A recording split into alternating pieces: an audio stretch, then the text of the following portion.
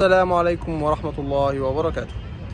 التوتر طبعا بما انك طالب ثانوية ازهرية بتاخد على عينك، بتاخد على دماغك 20 مادة، مراجعات والدنيا ديت، وامتحانك قرب كمان. ده امتحانك كمان اللهم صل على النبي النهارده، لو انا بسجل الفيديو ده في يوم 14 فاللهم صل على النبي احنا بنتكلم ان امتحانك يوم 29، فانت بتتكلم ان 15 يوم على الامتحان. انت لو ما قلقتش تبقى انسان حيوان، سوري يعني. فالتوتر عادي، بس الفكره والحكمه هنا ان انت ما تخليش التوتر ده يعني ايه بيوقفك او يعرقلك، بل بالعكس انت تاخده كدافع.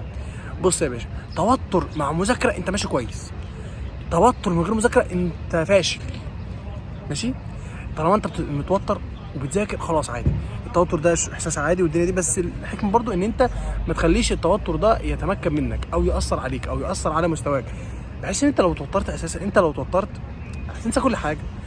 تعالى نفكر سوا كده، تعالى نقعد قعده صفا انا وانت، نسال بعض كده، هو التوتر هيعمل ايه؟ هيغير المكتوب؟ لا. هيفهمك مساله انت مش فاهمها؟ لا. هيعمل ايه؟ انا عايز اجابه واحده، هو مش هيعمل اي حاجه خالص في صالحك. فبالعكس انت بتضر نفسك. يعني ممكن انت قاعد مذاكر كويس جدا جدا جدا جدا وداخل الامتحان، شفت ورقه الامتحان في سؤال ما تعرفوش، اتوترت، مع السلامه، ضاع الامتحان كله. انت كسبت ايه؟ كسبت ايه دلوقتي؟ فانا مش عايزك تتوتر، خليك عادي خالص. يعني هو هنا بقى ياتي هنا فعلا الايمان بالقضاء والقدر، ان انت واحد ذاكرت واجتهدت ورحت امتحان وجبت اخرك في المراجعات وحليت شويه وحليت كل حاجه وانت منتظر النتيجه بقى، خلاص دي ايمان بالقضاء والقدر بقى. فانا مش عايزك تتوتر، ما تتوترش، انت مش هتستفيد حاجه لما تتوتر، بالعكس هتضر نفسك، هتضر نفسك وتوتر بيتك وتوتر الناس اللي حواليك وهيقلقوا، وانت هتبقى حاسس انت قاعد في مكان مش لطيف، كله قلق وتوتر. فليه تحط نفسك في الموضوع ده ما بين يمكن انت تتجنبه اصلا؟ ما تتجنب يا عم الموضوع ده وخلاص.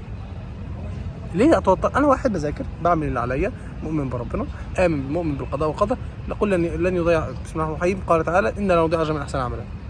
بس خلاص خلص الموضوع، فإن لا نضيع أجر من أحسن عملا. والناس اللي يعني خايفة إنها كانت مقصرة طول السنة وجات شدت في المراجعات، حبيبي إنما العبرة بالخواتيم، العبرة بالخواتيم. ما تقولش بقى ربنا مش هيوفقني، ربنا مش هيساويني، أنت مالكش دعوة، أنت ما عليك إلا الاجتهاد، والنتيجة دي بتاعت الخالق. لما أنت عندك السعي والنتيجة كمان، لما أنت عايز يبقى عندك السعي والنتيجة، سبت إيه لربنا؟ قول لي سبت إيه لربنا لو أنت عايز أنت اللي تسعى وأنت اللي تحدد نتيجتك؟ وقال ليس الإنسان إلا ما سعى وأن سعيه سوف يرى ثم يجزاه الجزاء الأوفى. أنت مالكش دعوة بأي حاجة خالص خالص، تمام؟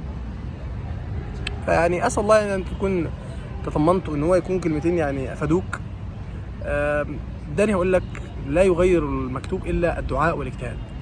بص أقول لك حاجة، أنت خلاص إحنا كل واحد مولود من بطن أمه مكتوب له هو هيلقى إيه وهياخد إيه من الدنيا وكل حاجة خالص، إلا أن يلقى الله عز وجل. طالما انت ايه اللي هيغير المكتوب ده؟ دعاء واجتهاد. دعاء من غير اجتهاد ملوش لازمه، اجتهاد من غير دعاء هتاخد اللي مكتوب لك.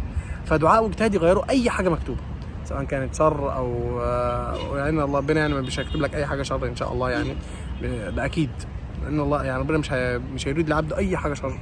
فانت بقى عايز يعني بقى يكون يقدر ليك الخير فيها والكلام ده كله، ادعي. والله يا ابني انا في الايام دي كنت بنام معيط، خايف ان انا ما اوصلش، وبدعي. ادعي وعيط وصلي قيام ليل والاذكار واقرا، استغفر، وخلي عندك ورد كده من الذكر، وربنا يوفقك ان شاء الله. يعني نسال الله يا رب ان انتم تكونوا استفدتم. مش عايز اطول عليك والله العظيم، عشان انا عارف كل دقيقه في وقتك قيمه ازاي. يعني نسال الله يا رب يعني ان انتم تكونوا استفدتم وتدعوا لنا، ادعوا لنا بالله عليكم يعني. ربنا يوفقك يا رب يا شباب، والسلام عليكم ورحمه الله وبركاته.